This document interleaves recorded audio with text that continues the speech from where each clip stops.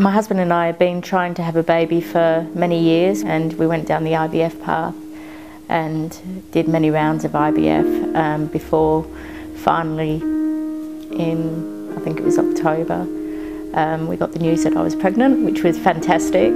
Everything was going great. I never got past the first trimester with my previous pregnancies, so I was feeling really, really positive and confident that we were going to make it, especially when we hit the 20-week scan and everything looked perfect. 1 week and 6 days later, I had a bit of a leak, and I thought, oh, it might be just my, bladder. I didn't really know anything about Preterm, which is a preterm premature rupture of membranes. And so I rang my obstetrician, and he said, oh, it's probably nothing, let's just come in and we'll have a look. And so I did, and I left work at lunchtime to just literally go and have a look. So I left everything there at my desk, and my computer was still on, my lunch was still in the fridge, and I never made it back to the office. He took one look at me and told me that I was about 4 centimetres dilated, and I wasn't allowed to get up off the bed, and he was calling an ambulance, and I was going to King Eddie's, and that's where I was going to stay until I had my baby. And I looked at the midwife, his midwife, and I said, what's happening? Because I was in shock, and she said, it's not looking good. And I said, what, am I going to lose my baby? And she said, yeah, you might.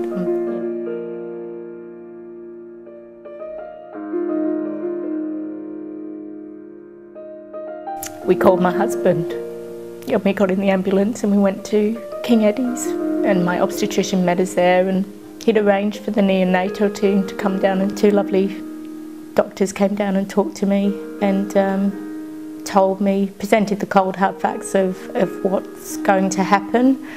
Obviously, because I was only 22 weeks at that stage, if I'd have had the baby there and then, there was no chance of survival. So the aim was to get me to 24 weeks. 23 weeks, would be great, but 24 weeks was what we wanted to get to. We decided that at this stage, yes, that we were going to go forward with keeping the baby and just while away the days waiting for Stella to come. So in that time I had to choose a gown for her to be buried in, because obviously we didn't know if I was going to go in the next day or two, if I was going to have Stella in the next day or two. Anyway, on the night before she was born, I got really sick. My membranes, my waters had an infection, and I was going downhill pretty rapidly, and the call was pretty well made that,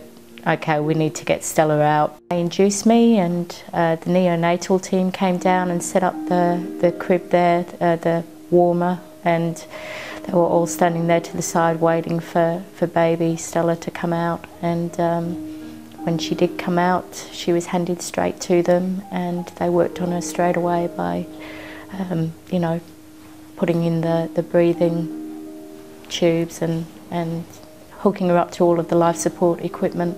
And I got to the lovely neonatologist, stopped and said, would you like to say hello? So I did get to say hello very, very briefly before she was whisked off to the NICU.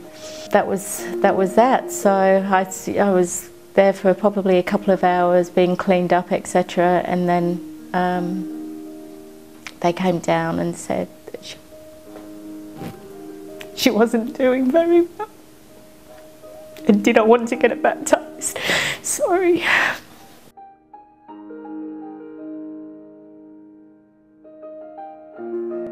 And we all made the trip down to the NICU, and this was my first time really seeing her on the bed there with hooked up, and so we had a little ceremony. He baptised her with a cotton bud. It was so cute. He baptised her with a cotton bud, and we said a prayer, and yeah, so it was, it was basically, we had to get through every minute, every 5 minutes, every hour. We were told, take it hour by hour. We don't know how this is going to go. We went back up to the delivery room and waited a long, long night, waited for the news to come, but it never came. She lived. And that's how it was basically throughout. We were told twice that she wasn't going to make it, and both times she proved us wrong, and she made it. Like, you know, she was just such a little fighter. It's a very different world, the NICU, a different journey to take. It's full of peaks and falls. It's full of 2 steps forward, 1 step back. That was the pattern with Stella for a long time. You always have to look for the silver lining, and I think one of the silver linings there was that we actually came out with some really good friends and a great support network too.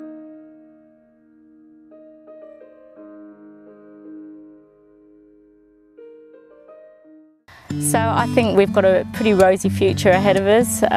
We've got 2 children who, one being a bonus, that being Sam, but our 2 children who, like, I never expected we'd have. Can we take a little time? Back porch in the rocking chair. Leave the light on, I'll be meeting you out there. Reminisce every moment past, all the times we shared. You and I growing old together, we stood and faced the weather. One thing I know, I wouldn't change it for the world. It's the best feeling in the world being a mum. We're gonna take it slow. Little things you do, I love about you. Hold you close like the day we met and watch our lives unfold in the sky tonight. You know, I'm glad that I've got such a supportive partner in Robert. He's been by my side the entire time. And I just know there never will be. It's a beautiful life. He's very much a hands-on dad, so I'm very blessed to have a beautiful family. A beautiful life.